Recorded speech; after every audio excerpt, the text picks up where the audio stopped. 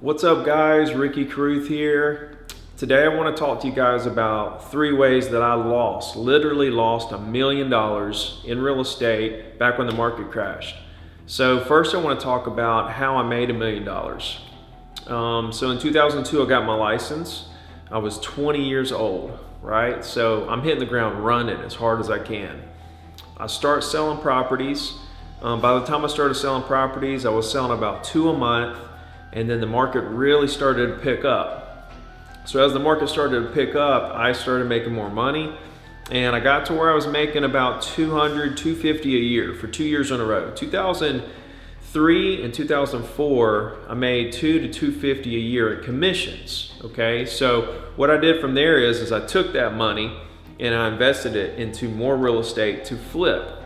So I put money down on properties. I was flipping condos. I built a subdivision. I flipped houses.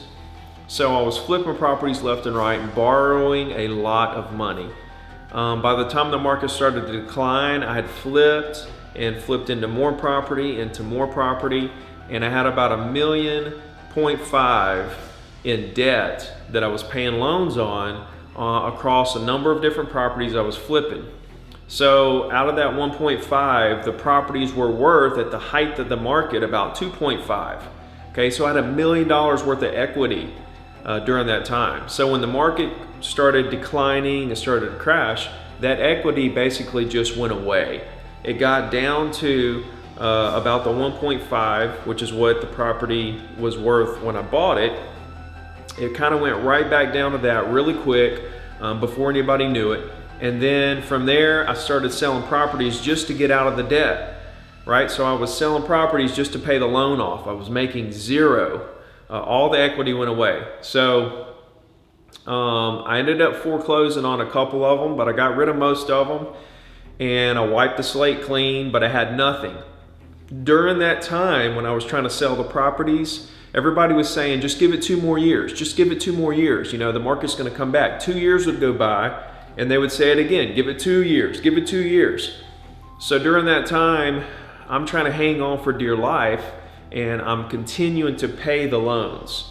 And so my lack of real estate experience in the real estate commissions world, brokerage world, of actually selling properties to make money, my inexperience there made it to where I didn't sell any properties when the market started to decline because I didn't know what to do to continue selling properties during that time. I was running my business wrong. So I want to get into that.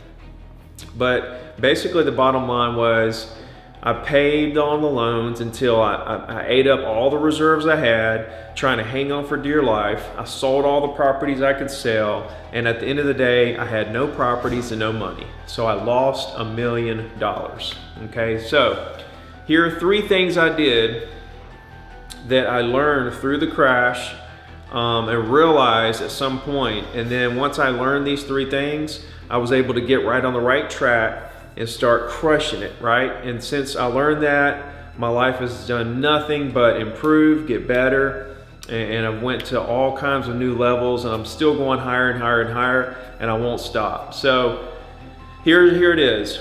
The first thing is that I didn't have any long-term thinking. Long-term thinking was a big problem of mine because I thought that the real estate business as it was going to continue forever. I didn't think it would ever stop, right? That was my inexperience talking. So I didn't think long-term on anything. I didn't think long-term on the debt I was getting into buying these properties. I didn't think long-term on the deals. Whenever I did a deal, I would not create that deep relationship with my clients. I basically we would go our separate ways. You know, I didn't need the client, they didn't need me, and we would just go our separate ways. We didn't really talk much after the deal or forever, for that means. So I didn't have long-term thinking in place. You got to think long-term, right? If you think short-term, it's a recipe for disaster. The second thing I did wrong is that I went after buyers for buyers, right? And that's just not effective. Right? I was chasing buyers to buy. And in reality, what I realized is I need to chase sellers and property owners to buy. They need to be my source of buyers, not buyers, right? chasing buyers is not as effective as a lot of you probably know. A lot of you are probably buying leads and working buyer leads from your team leader and so on and so forth, and you know that you kind of chase your tail around. You do deals, you make some money, but it's not most effective. I have to be most effective if I want to survive and thrive and hit all my goals and, take it to the moon. So the first thing is long-term thinking. I had too short-term thinking, right? The second thing was I was after buyers for buyers when I should have just concentrated on property owners for buyers and sellers. A lot of people think property owners are just sellers, but they are your best buyers, okay? And the third thing is I valued transactions over relationships. So when I realized this was a big one for me, right? I valued transactions over relationships, and after I lost everything, after I was, down at the lowest point in my career, I was working on an oil rig, roofing houses, as some of you know my story. I started to really think about the dynamics of the decisions I made that led me where I was, right? And so one of the big things was transactions over relationships. I had to reverse that. And I wanted to go relationships over transactions, because transactions pay you once, a relationship pays you forever in terms of repeat business and referrals. And the referrals turn into repeat business and referrals, and those referrals and those referrals, and you never know where a relationship is going to lead you. You never know what relationship is going to lead you to another relationship that leads you to another relationship that does multi-million dollars worth of deals with you. So that's basically how I lost $1 million when the market crashed. That's how I got $1 million. That's how I lost $1 million. And that's basically how I've come back, is through the crash, through the recession, through the lowest point in my career. I realized these 3 key points, and I decided I was going to make a change. I decided I was going to live by these principles that I was going to put in place. And that's what I've done. Since 2008, my return in real estate, it's been incredible. My income has went up every single year since 2008, and it's still going up today.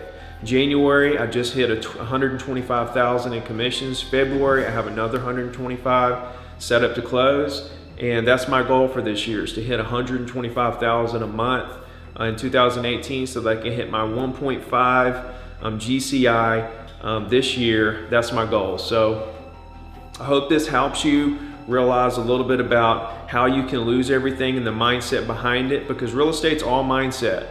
At the end of the day, it's how you think. It's easy. All the fundamentals and everything that you do in real estate that becomes successful is actually very easy.